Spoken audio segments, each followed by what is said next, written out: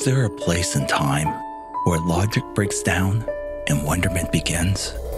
Could that be somewhere or sometime along an indefinable line between the reasonable and the highly unlikely? Makeshift Stories presents a monthly journey into the improbable. Today's story, episode 227, Xenobot. Read by Mitchel Tew. Opening and closing theme by Matthew Erdmann. Somewhere and sometime, you might be replaced by a bot.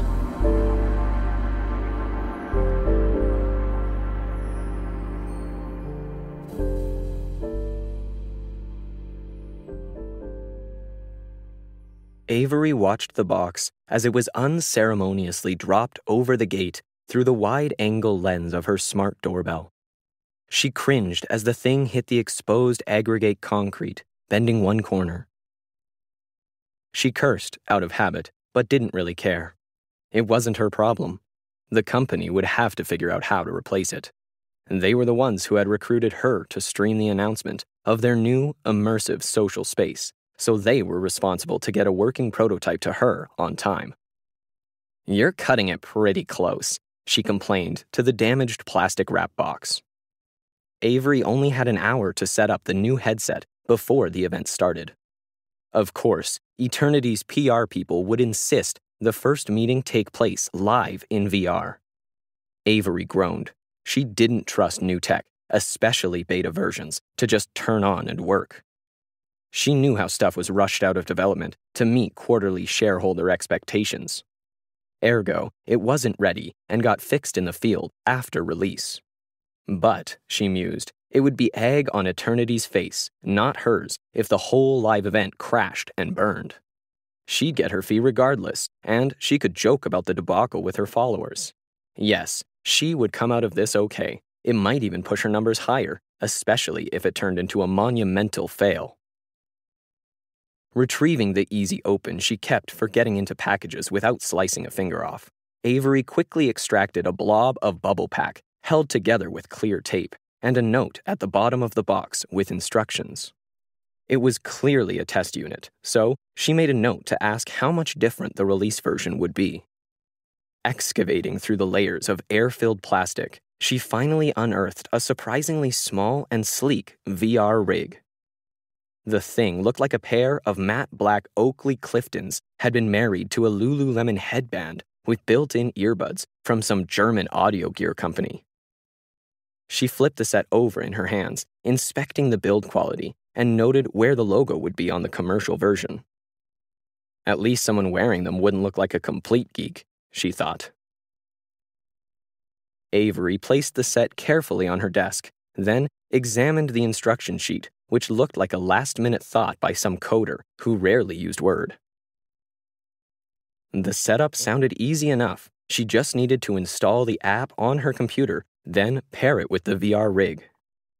A red tag reminded her to rip the plastic protectors off the lenses and earbuds.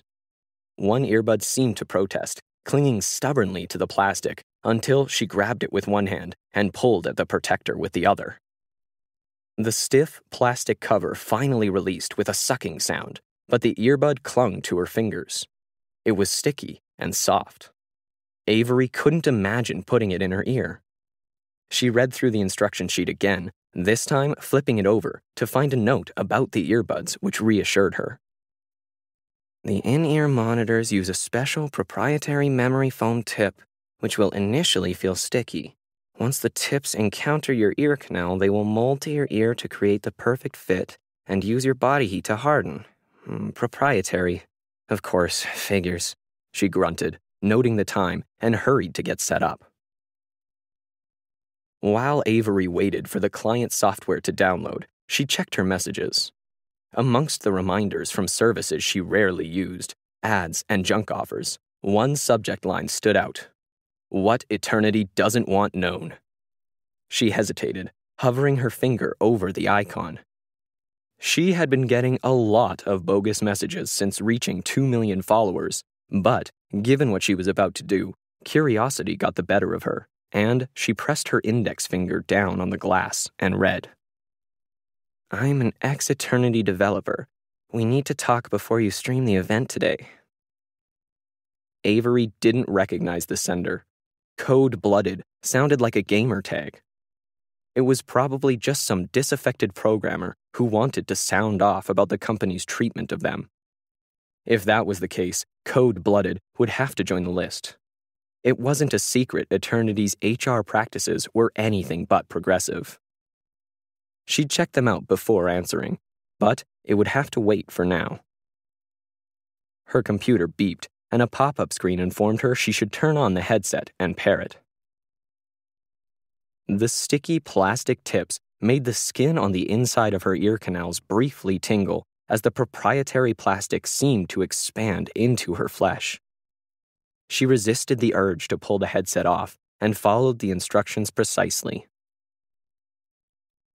The sensation stopped as soon as a VR room loaded, and she found herself sitting at an ultra-modern metal and polished wood conference table, impossibly situated on a sunny mountaintop.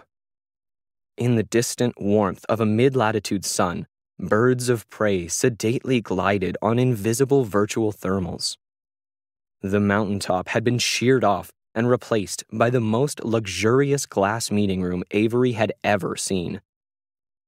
One corner of the space was dominated by a giant neon green dracaena planted in an ornate ceramic Grecian urn. Both looked a bit cartoonish compared to the rest of the environment. Obviously, she thought, they were still working on details which served to underline the system was still in beta. Avery turned around and immediately recognized everyone seated at the table from their online photos. There was a subtle, plastic look to them which made her aware that she was interacting with avatars. Real people would be hiding behind them. That thought made the scene a creepy, uncanny valley of Eternity marketing staff, all staring at her. Not her, she reminded herself. They were staring at her avatar, which was manifested out of a cloud of pixels in a seat on the opposite side of the table. Although Avery was used to a mediated world, the idea that an anonymous AI was between her and other people made her feel uncomfortable. "Welcome to Locus, Avery K. Thank you for joining us." An avatar dressed in a Brunello Cucinelli business suit sporting a sleek red pixie crop enthused. "I'm Sasha Rousseau, the marketing lead and your contact for the project. Zach will be here in a few minutes, then we can start. We are all fans of your work, Avery, and are really excited to have you on board." Avery nodded, assuming her avatar would mimic the movement, then reached out with a hand and clicked a virtual button in the corner of her vision to stream her point of view to her fans. She had asked for a lot to do this, but then she had worked hard to build her audience. It wasn't as easy as people thought. She spent every free moment and then some creating content, building connections, and strengthening her community, so the cost to access her fans, while seemingly expensive, was quite reasonable. Besides, Eternity's reputation had been badly tarnished in the last few years, so they needed someone who was trusted to endorse their new online service. She could have taken advantage of that and asked for more. Avery was proud of her restraint. It would be up to Eternity to sell their new service. She was just sharing her experience of it with her fans. There was a sparkle in the corner of the virtual meeting space, and an avatar of Zach Berkmerger, the outspoken billionaire founder of Eternity, materialized, hovering above the floor. A pair of golden wings, grafted to the avatar's back, flapped lethargically in the virtual air. Avery noted how a potted fern in the corner of the room seemed to wave in the non-existent breeze the wings were creating. "I'll give them an A for detail," she typed into her channel's Discourse server, using her real keyboard, which the headset had somehow mapped onto the virtual table in the conference room. It was a seamless integration of the real with the virtual, which Eternity had for some reason neglected to mention. Augmented VR. Avery had never heard of it before, but it was an interesting innovation. The CEO's avatar flapped its wings for another few seconds, then settled to the floor.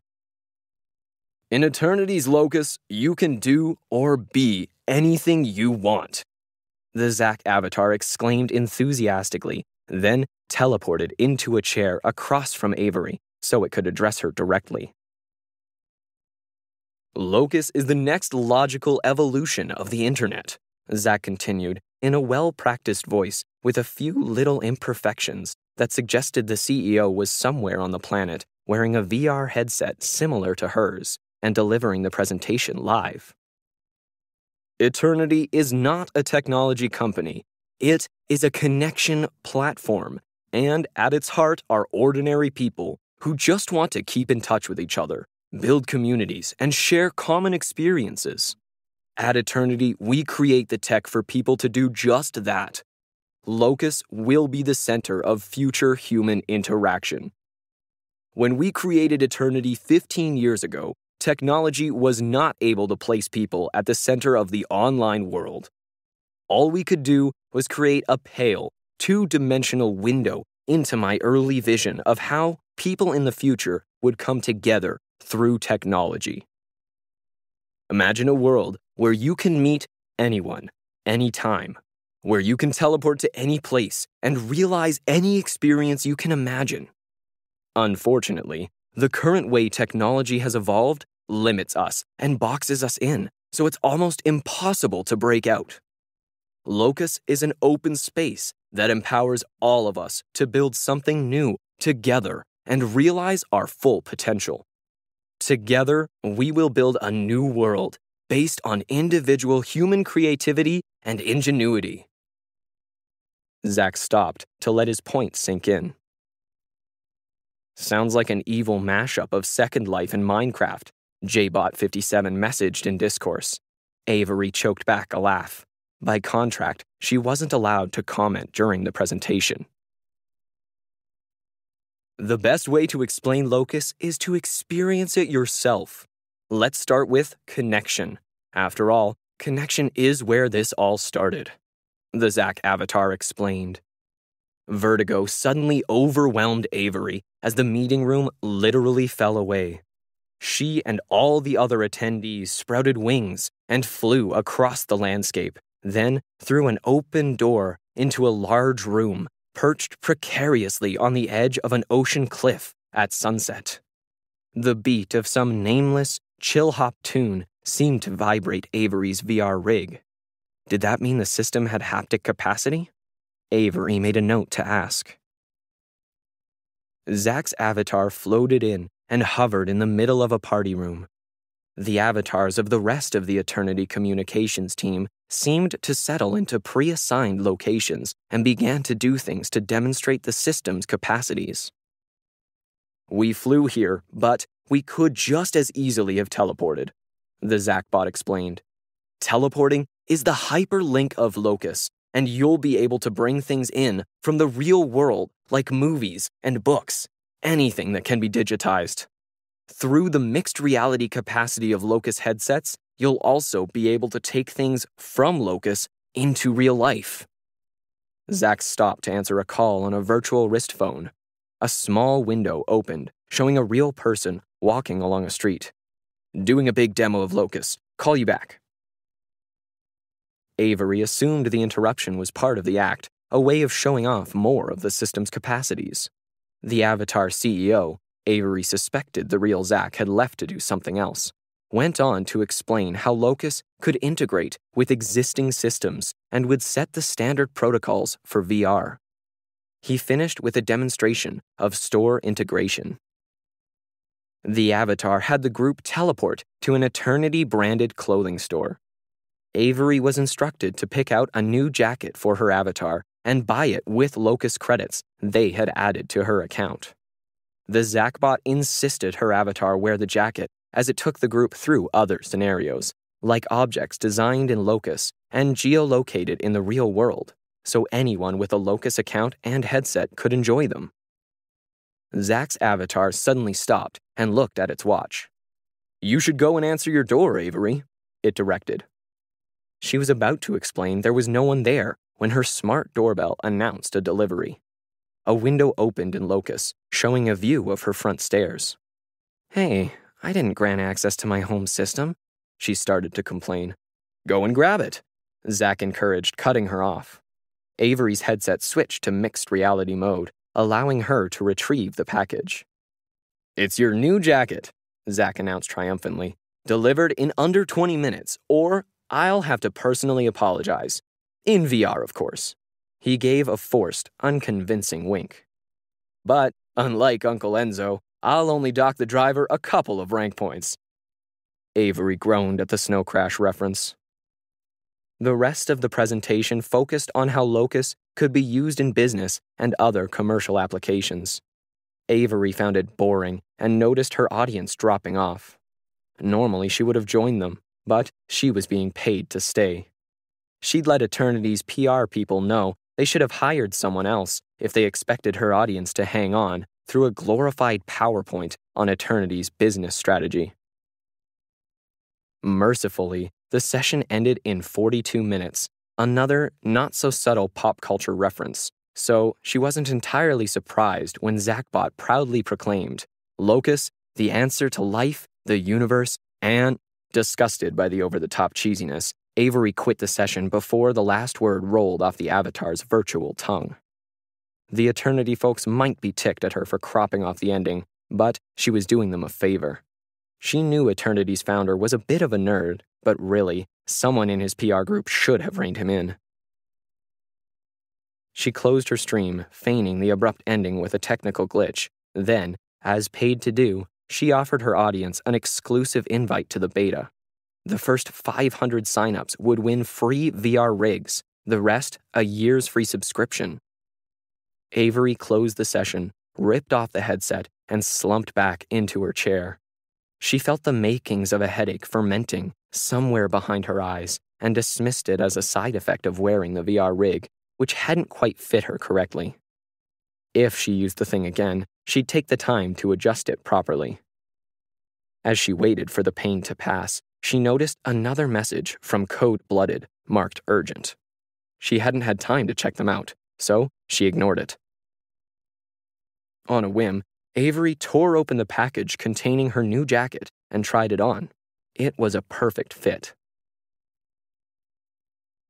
A week later, she was sitting at a table outside her favorite cafe, checking stats on her tablet while she waited for a friend, when her vision blurred for a second. Pain shot behind her eyes before they cleared. She let out a sigh of surprise, then looked around, blinking. Things seemed momentarily brighter and more intense, like someone was adjusting the color saturation of her retinas.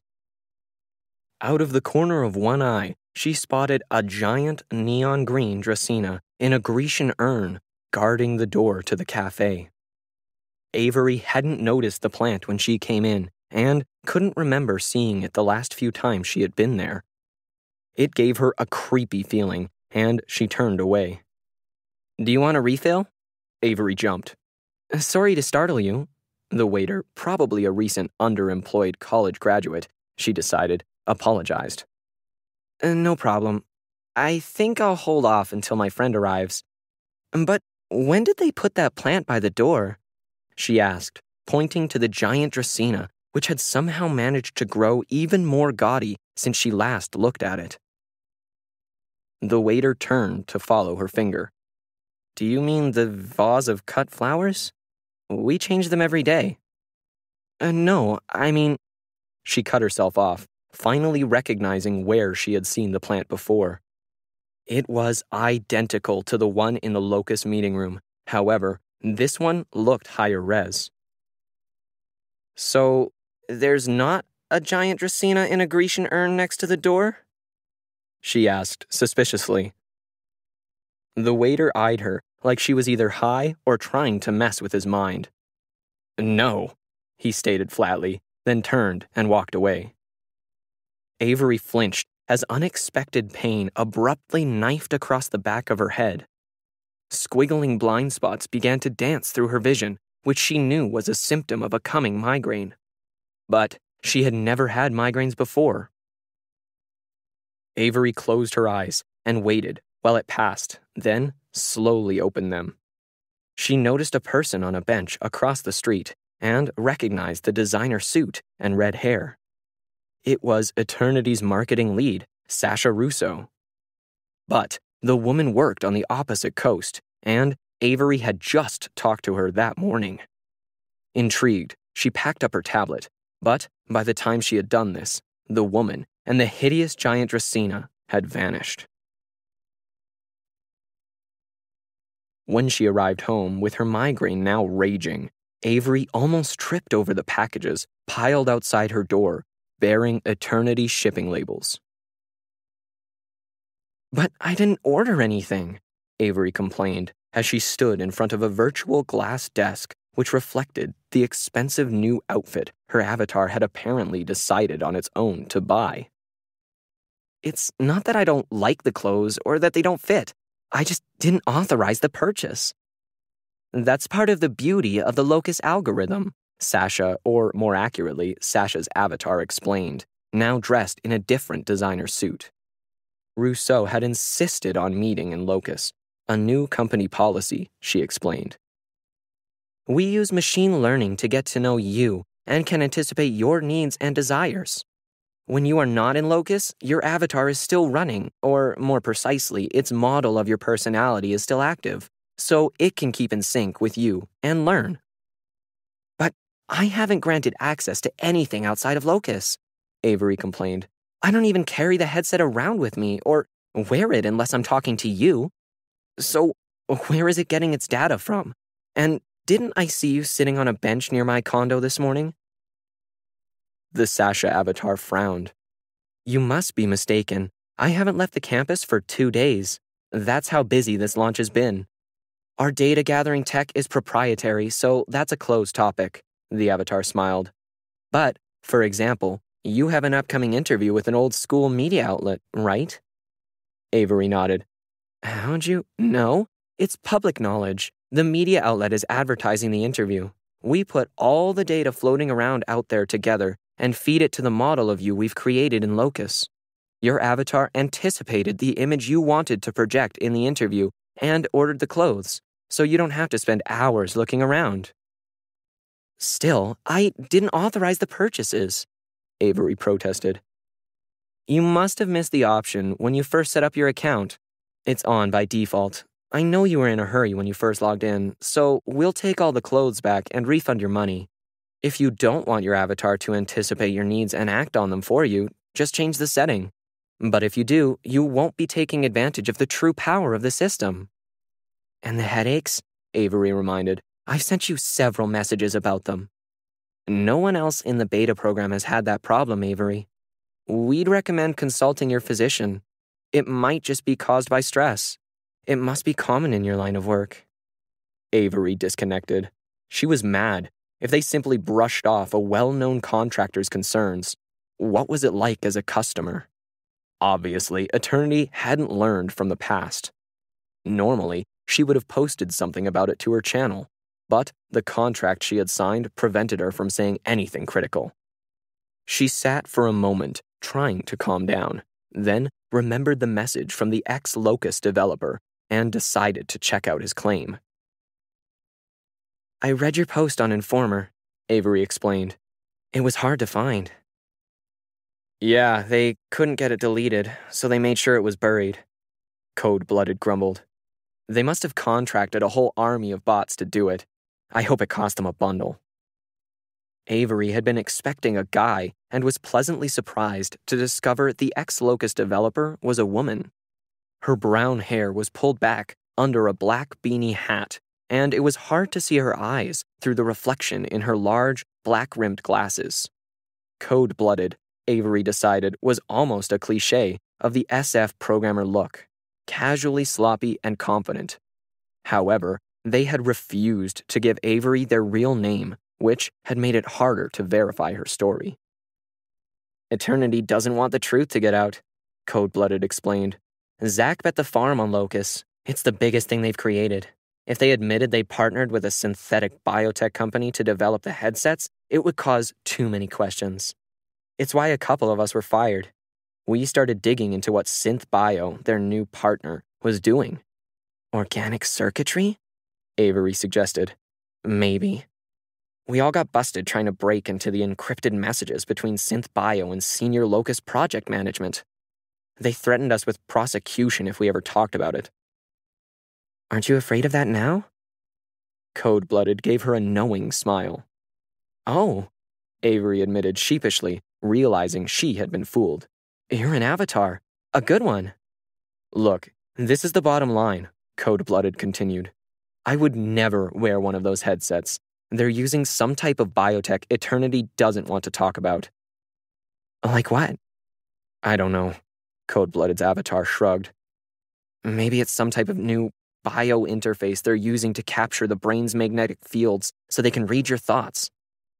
I know that sounds like paranoid, pseudo-scientific claptrap. Look, I'm a programmer, and I don't really understand synthetic biology stuff. All I can say for sure is those headsets are so much better than the ones we attempted to make in-house out of silicon circuits.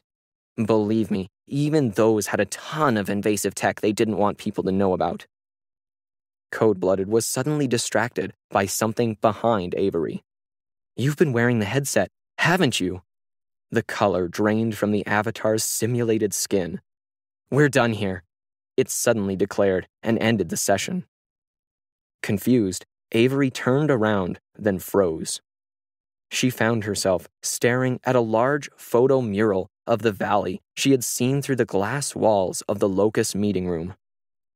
Carefully, she got up and reached out to the illusion. As soon as her hand touched its surface, the intruding artifact vanished in a sparkle of light, leaving her staring at a blank plaster wall. I'm breaking my contract by doing this, Avery stated for the camera. But I'd urge you to wait before signing up for the Locus beta. Someone with inside knowledge about the technology being employed in the headset recently raised some serious concerns with me. Personally, I've had several experiences which Eternity has refused to explain. Avery felt the sudden onset of yet another migraine, this one more intense than any before. She stopped the recording, decided to take a painkiller, and finished the piece once she felt better. But before she could turn her tablet off, a message from Sasha at Eternity popped up in the notifications. Avery almost dismissed it, but changed her mind, opened the message, and found an invite to a Locus meeting. She hesitated, staring suspiciously at the Locus VR headset lying on the desk beside her tablet. Maybe she was giving too much credence to Cold-Blooded. The world had no shortage of paranoid freaks who had gone so far down the rabbit hole that reality had forgotten about them. She still didn't know who Cold-Blooded was. Avery wanted answers and decided the only way to get them was to confront Eternity and see how they would react. Avery found herself alone, sitting in an office which looked like a glass dome superglued to the ocean floor on a shallow reef. The interior furniture was made of coral, lit by rippling turquoise sunlight filtered down through the crystal clear water, lending a surreal atmosphere to the space. Brightly colored exotic fish swam by, seemingly oblivious of the artificial blister. Sasha finally appeared as a dolphin swimming up to the glass, then through it. Morphing into human form as she stepped inside, her body momentarily flipped back and forth between human and fish. You glitched, Avery noted with satisfaction. A minor detail. The real point is, Avery, people can do and be anything they want in Locus. That's our mission, to allow the world to connect and be creative, to make the world a better and safer place. Sasha settled behind a white coral desk and motioned for Avery to sit. But we can only achieve that if we can get a critical mass on board. The avatar stared at Avery as if it could see into her mind. Whether it was imagined or real, Avery felt a tingling at the back of her head as if Sasha had triggered something. I'm not here to listen to another lame sales pitch, Avery demanded, ignoring the sensation. I've got questions. I'm still getting headaches, and I'm seeing hallucinating objects from Locus when I'm not connected to the system. Plus, I thought I turned off my avatar's ability to act independently. I'm still getting things I didn't order. So, you are in the process of recording a video, Sasha stated coldly, ignoring Avery's questions, which is going to discourage your fans from signing up. You know that's a breach of contract, right? And I also understand you've met with a disaffected developer who's making unfounded claims about our headsets. You've infected my device with spyware? Avery was outraged. Is that the Locust business plan? To spy on your members so you can milk every penny out of them and turn everyone into payers? The world needs to know how slimy Eternity is. I'm out of here. Avery looked for the logout. When she couldn't find it, she ripped off the headset. Except the Coral Sea floor office and Sasha didn't disappear. Avery blinked in surprise. What the? Yes, you're still here, Avery, the Sasha avatar said, calmly. But how? Your coder pal was right. We are using new, organic technology. It's just not what he thinks. In fact, it's way more radical.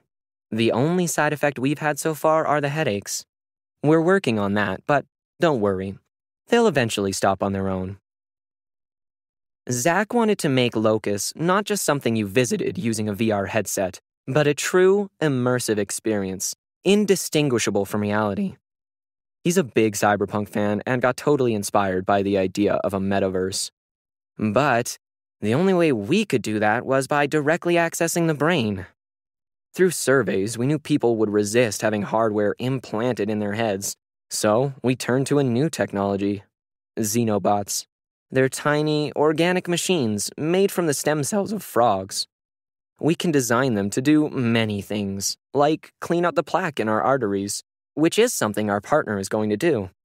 However, Eternity funded the development of some very special Xenobots, which target specific parts of the human brain and allows us to intercept and modify sensory perception. That's why your brain is telling you that you're still here. They also give insight into the workings of your mind, which allows us to build incredibly accurate virtual models of your personality. As you have experienced, they can act on your behalf and stand in for you in Locus or in an MR environment. So, you can literally be in two places at once. And there's much, much more they can do. Once totally integrated into the brain, they alter structures, making it impossible to tell where you stop and your avatar begins. Or, in your case, if you are still you at all. Avery was confused. So, I'm infected. Yes, you are infected with Xenobots, or at least your brain is. The earbuds on the headsets are infused with them. Sasha smiled triumphantly. Next up on today's POV, Avery K. Avery is a rising online star and is here to talk about Eternity's amazing immersive social media platform that we've all been hearing about. In the spirit of this new form of internet, she is coming to us live from her virtual studio in Locus, the host announced. The show cut to a close-up of Avery, sitting at a desk made of white coral. Brightly colored tropical fish swam peacefully by behind her. She smiled at the camera, revealing almost perfect teeth with a strategically placed flaw to make them look as real as possible.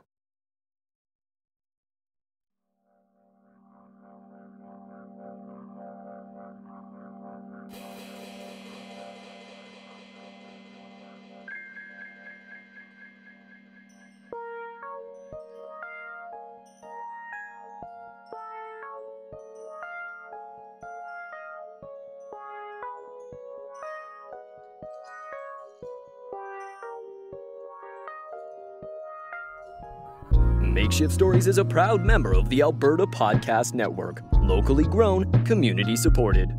To get other great APN podcasts, head over to albertapodcastnetwork.com, where you'll find The Breakfast Dish.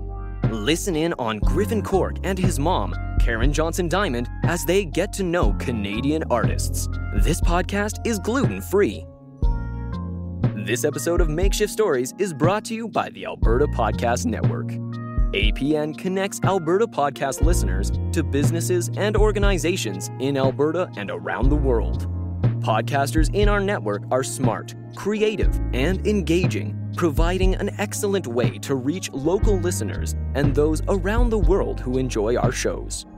Send us an email at hello@albertapodcastnetwork.com and we'll help you meet your goals. This episode of Makeshift Stories is also brought to you by ATB Financial. At ATB, we make banking work for you. With expert and practical advice in everyday banking and investment planning expertise and management services with ATB Wealth, you can be confident that you're making smart choices when it comes to your money. We have a history of doing what's right for our clients, especially when times are tough, because ATB was built to help Albertans. For more information, visit atb.com. Makeshift Stories is released around the beginning and the middle of the month. This month's story was written by Alan V. Hare and read by Mitchel Tew. Post-production by Matthew Erdmann. Opening and closing themes were composed and recorded by Matthew Erdmann. If you'd like to connect with us, please send an email to makeshiftstories@gmail.com or visit our website at makeshiftstories.com. Links to both are in the show notes. You can help us out by getting your friends to subscribe or follow wherever they listen to audio. Makeshift Stories is released under a Creative Commons non-commercial attribution no derivative license, which means you are free to share our stories. Just remember to credit us and don't alter anything.